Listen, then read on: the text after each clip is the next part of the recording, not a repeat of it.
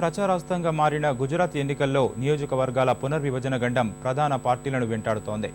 మార్పులు చేర్పుల తర్వాత జరగబోయే తొలి ఎన్నికల్లో సుమారు 60 ప్రస్తుత స్థానాలు గల్లంతయ్యాయి. ఫలితాల సమీకరణలు పెద్ద సవాలేనన్న అభిప్రాయం వ్యక్తమవుతోంది. మోడీ అభివృద్ధి మంత్రానికి కాంగ్రెస్ ఎత్తుగడలకు మధ్య జరగబోయే గుజరాత్ ఎన్నికలు ప్రధాన రాజకీయ పార్టీలకు అత్యంత ప్రతిష్టాత్మకంగా మారాయి. ఈసారి మోడీ ప్రభంజనం ఖాయమని ఇప్పటికే పలు సర్వేలు స్పష్టం చేస్తున్నా నియోజకవర్గాల పునర్విభజన అనంతరం జరగబోయే ఎన్నికల్లో స్పష్టమైన ఆధిక్యత ముందే పసిగట్టడం అంత తేలిక కాదని అవగతమవుతోంది. ముఖ్యంగా ఓటు బ్యాంకు రాజకీయాలే నమ్ముకున్న వారికి ఈ దఫా ప్రతికూల పరిణామాలు తప్పేలా లేవు. మొత్తం 182 శాసనసభ స్థానాలున్న గుజరాత్ లో సుమారు 60 పాత నియోజకవర్గాలు పునర్విభజనలో తారుమారయ్యాయి. వీటిలో కొన్ని సాధారణ స్థానాలు ఎస్సీ ఎస్టీలకు, మరికొన్ని ఎస్సీ ఎస్సీ స్థానాలు సాధారణ విభాగాల్లోకి వెళ్లిపోయాయి.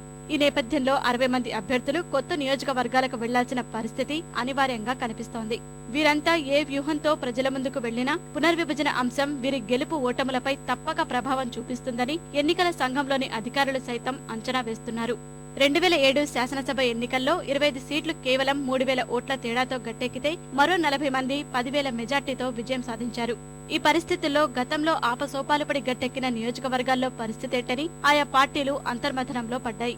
గతంలో ప్రతి నియోజకవర్గంలోని బూత్ స్థాయి ఓటింగ్ సరళిని ముందుగానే పసిగట్టిన నియోజకవర్గాల పునర్విభజనతో ఈసారి అంచనా వేయలేకపోతున్నామని గుజరాత్ కమలనాథులు అంగీకరిస్తున్నారు.